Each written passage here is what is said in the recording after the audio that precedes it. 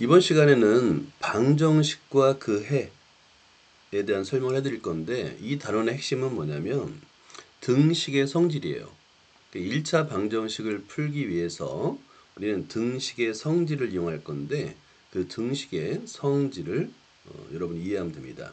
그 전에 몇 가지 용어를 우리가 정의를 해야 되는데요. 자, 노트에다가 이 단원의 제목을 한번 적어주고요. 방정식과 그 해라고 적어주고요. 첫 번째, 우리가 알아야 되는 용어가 바로 등식이라는 거예요. 등식. 한번 적어볼까요? 등식.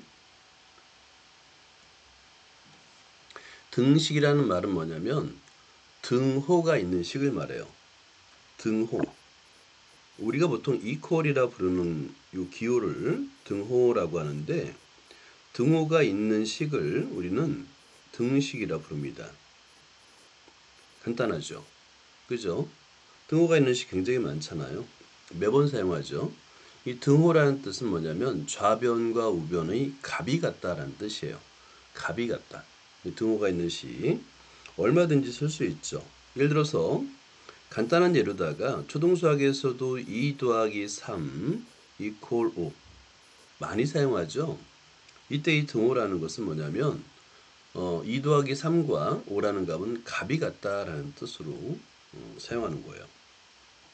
자, 그 다음에 좀 이따 우리가 교재도 나오지만 방정식이라는 말을 사용할 거예요. 지금 이 단원의 제목이죠. 방정식. 등식 중에서 어떤 거는 방정식이라 불러요. 어떤 건 항등식이라 부르고요. 그럼 어떤 거를 방정식이라 부르냐면 x가 있어야 돼요. 미지수 x. 그러니까 x의 값에 따라 참이 되기도 하고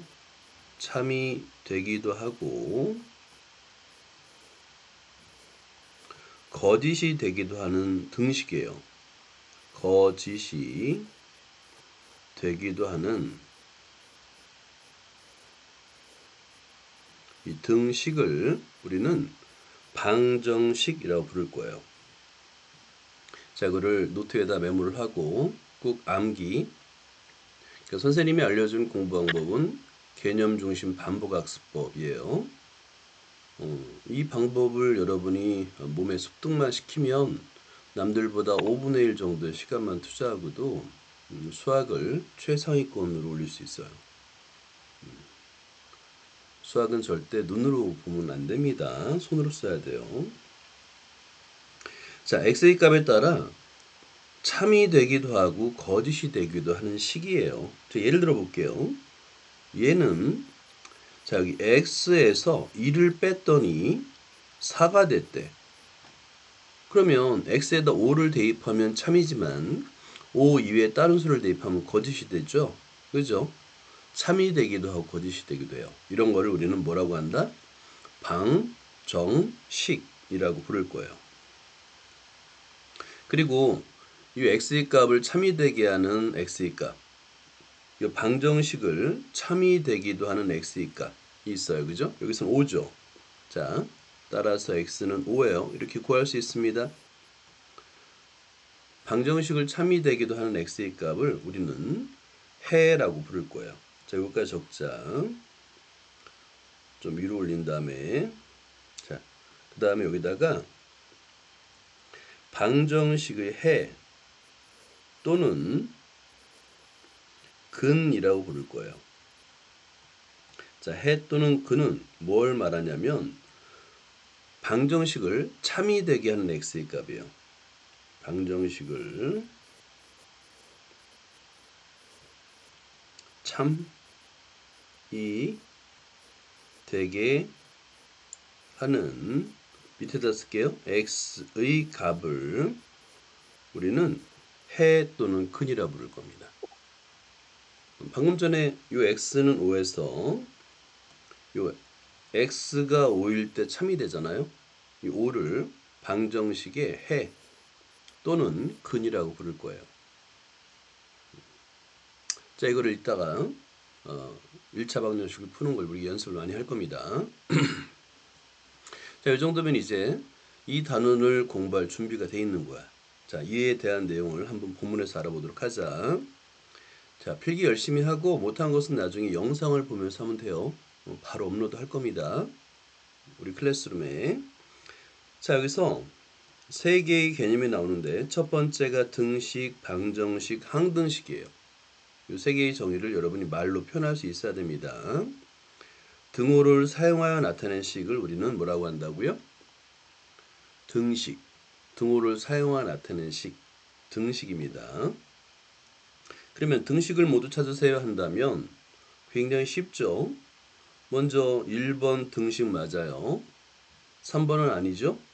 그 다음에 2번은 등호가 없죠. 4번은 맞아요. 이퀄이 있잖아요. 등식이에요. 등식. 등호가 있는 식을 우리는 등식이라고 부를 거예요. 자, 그 다음에 활용 문제를 등식으로 표현할 수도 있어요. 자, 1번을 볼까요? 어떤 수 x의 2배는 어떤 수 x에 5를 더한 것과 같다. 같다라고 했어요. 여러분 한번 노트에다 적어봐.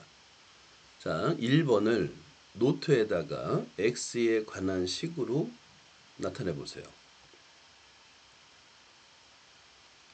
자, 좌변은 x의 2배, 2x가 되겠죠. 그죠? 그 다음에 x에 5를 더했다고 그랬으니까 x 더하기 5인데 같다라고 돼 있어요. 어떻게 제대로 썼나요? 2x equal x 더하기 5가 됩니다. 손을 꼭 써야 돼요. 자, 그 다음에 2번을 볼까? 한 변의 길이가 x cm인 정삼각형의 둘레의 길이. 여러분, 정삼각형은 세 변의 길이가 모두 같은 삼각형이죠. 세 변의 길이가 모두 x가 된다는 얘기예요. 그러면 둘레의 길이는 x가 3개가 있다 보니까 3x가 되는데 그 길이가 12가 됩니다 라는 거게 되겠죠. 그래서 x에 관한 등식으로 나타낼 수 있다. 문제는 쓰지 마세요. 문제는 쓰지 말고 식만 따라서 쓰면 됩니다. 자, 그 다음에 방정식인데요. 아까 우리 방정식의 정의 썼죠? 한 번 더 확인해 볼까요? 방정식이란 뭐냐면 x의 값에 따라 참이 되기도 하고 거짓이 되기도 하는 등식이에요. 참 외워보세요. 방정식이 뭐예요? 그러면 여러분 바로 대답할 수 있어야 돼요. 방정식 x의 값에 따라 참이 되기도 하고 거짓이 되기도 하는 등식. 방정식. 그 다음에 이 문자 x를 우리는 미지수 또는 변수라고 부를 거예요. 미지수라는 한자인데요. 알지 못하는 수란 뜻이에요. 또는 어떤 수라는 뜻입니다. 그리고 이 해 또는 근, 이 방정식에는 해 또는 근이라는 게 있는데 방정식을 참이되게 하는 x의 값을 우리는 해 또는 근이라고 부를 거예요. 해 또는 근이라고 부를 겁니다. 방정식을 참이되게 하는 x의 값. 이거를 해 또는 근 아까 적었죠. 그러니까 여기서 이제 이런 개념들을 내가 명확하게 알고 있어야지 문제를 읽고 이해를 할 수 있고 뭐 개념을 암기하면 문제를 다 풀 수 있습니다. 그래서 꼭 손으로 한 땀 한 땀 적으면서 자,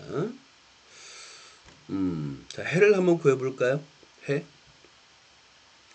자, 얘들아 1번을 노트에다 적고요. 해를 구해보세요. x에다 얼마를 대입하면 참이 될까요? 인데요. 3에서 1을 빼면 2가 되죠. 그래서 x는 3이에요 라고 구할 수 있는 거예요. 이게 해요. 참이 되게 한 x니까. 그 다음에 3번도 한번 적어보세요. 노트에다 적고 x에다가 얼마를 대입하면 참이 될까요? 자, 우변에 1이 되기 위해서는 자 2에서 1을 빼야 되겠죠. 그럼 마이너스 1이 돼야 되겠지. 3분의 x가 마이너스 1이 돼야 되겠죠. 그죠?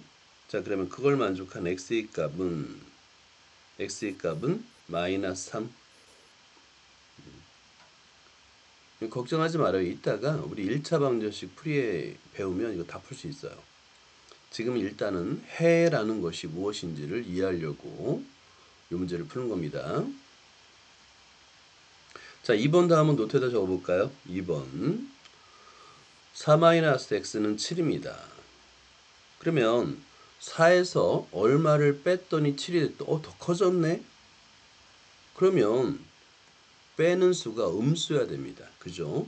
x의 값이 음수가 돼야 되는데, 자, 우리는 이걸 알고 있죠? 4에다가 3을 더하면 음수 7이 되죠. 4에다 3을 더하면 7이 되죠. 그러니까 마이너스 x가 3이 돼야 된다는 얘기죠. 따라서 x는 마이너스 3.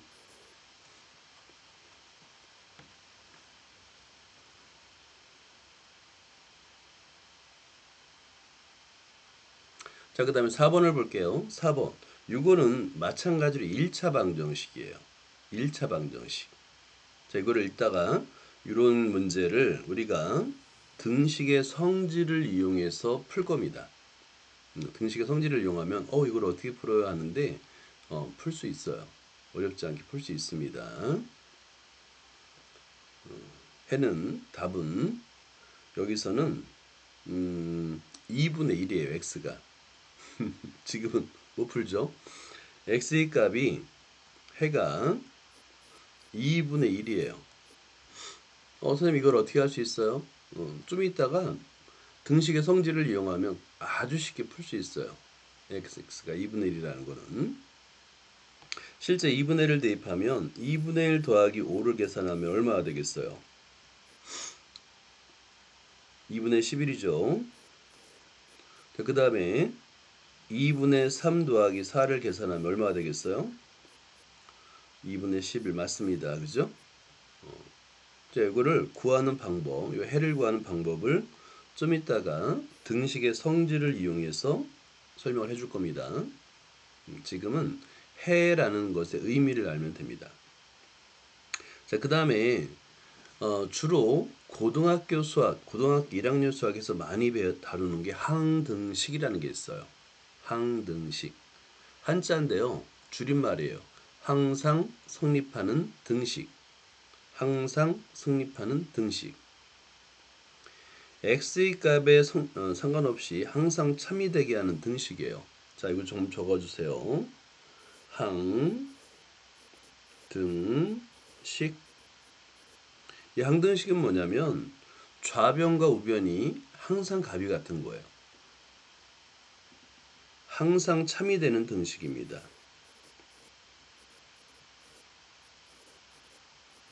항상 참이 되는 등식을 우리는 항등식이라고 불러요. 항상 참이 되게 하는 등식, 항등식이라고 부릅니다. 자, 그럼 항등식은 뭐냐면 좌변과 우변이 값이 같으려면 어때야 돼요? 좌변과 우변이 같아야 돼요. 좌변과 우변이 같으면 항등식이 됩니다. 자, 항등식이란 좌변 이퀄 우변, 좌변과 우변이 정확하게 일치하면 항등식이 되는 거예요. 찾아볼까요? 좌변과 우변이 일치하는 거. 자, 여기 바로 3번이 있네요. 자, 보세요.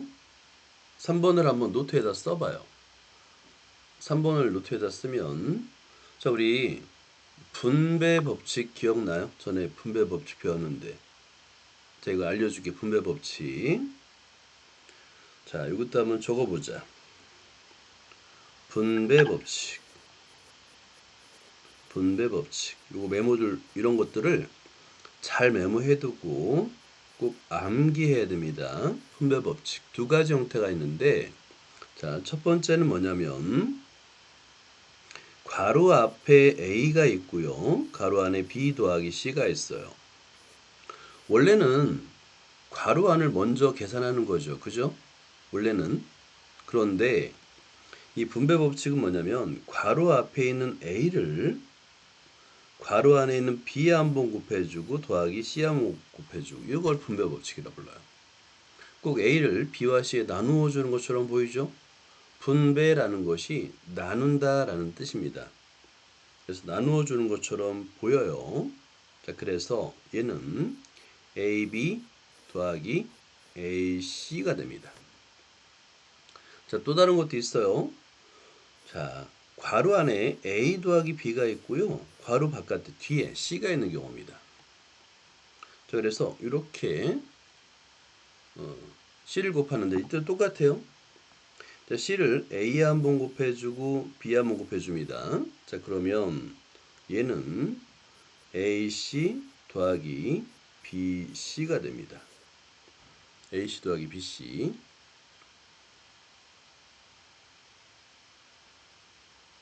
자, 됐나요? 오케이. 자, 이거를 뭐라고 한다고요? 분배 법칙이라 불러요. 실제 이거는 굉장히 쉬워요. 예를 들어 볼게. 2 곱하기 3 더하기 4는 27에 14죠. 그죠? 그렇게 계산해도 되지만 2 곱하기 3 더하기 2 곱하기 4로 계산해도 똑같아요. 자, 아래 것도 마찬가지입니다. 이것도 잘 적어둬요. 2 더하기 3에다 곱하기 4를 하는 경우 5, 4, 20이죠. 그죠? 자, 그런데 얘를 2 곱하기 4 더하기 3 곱하기 4를 해도 똑같이 20이에요. 이거를 분배 법칙이라 부릅니다. 연산에서 아주 많이 사용하는 계산 법칙, 분배 법칙이에요. 잘 적고 있나? 꼭 적어야지 돼. 오케이? 그리고 암기까지. 그리고 적다가 못 적는 거는 너무 아쉬워하지 말고 멈췄다가 나중에 영상 보면서 따라서 적으면 돼. 바로바로 올려줄게. 자, 그러면 요 분배 법칙을 사용해 볼까요? 좌변을 괄호 앞에 있는 2를 x에 한번 곱해주고 더하기 2에 한번 곱해주고 그랬더니 좌변은 2x 더하기 2가 됐는데 어때요? 우변과 똑같죠? 그죠? 자, 좌변과 우변이 똑같습니다. 이거를 일치라고 불러요. 똑같네? 얘가 항등식이에요. 좌변과 우변이 똑같기 때문에 x의 값에다가 2를 대입해도 같고 2를 대입해도 같고 어떤 수를 대입해도 같아요. 이걸 뭐라고 한다고요? 좌변과 우변이 같은 거를 항등식이라고 부르는 거예요. 좌변과 우변이 같은 식, 항등식이 됩니다. 자, 항등식이 좋은 예가 이제 나왔던 거고요. 그러면 좌변과 우변이 다르면 어떻게 해요? 항등식이 아니에요. 좌변과 우변이 같아야지만 항등식이 됩니다. 자, 볼게요. 일단은 2번은 아니라는 게 너무 확인하죠. 그죠? 2번은 좌변, 우변이 전혀 다르죠. 4번을 볼게요. 자, 이것도 쭉 전개해줘 봐요. 좌변을. 전개해줘 볼게요.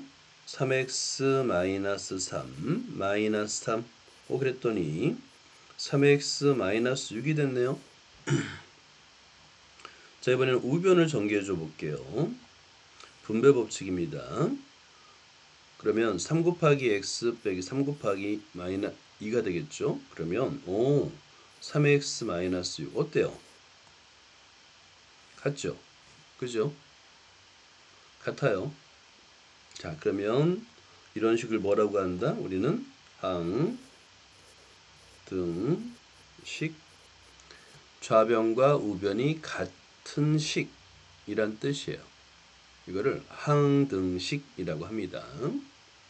항등식이라고 해요. 오케이.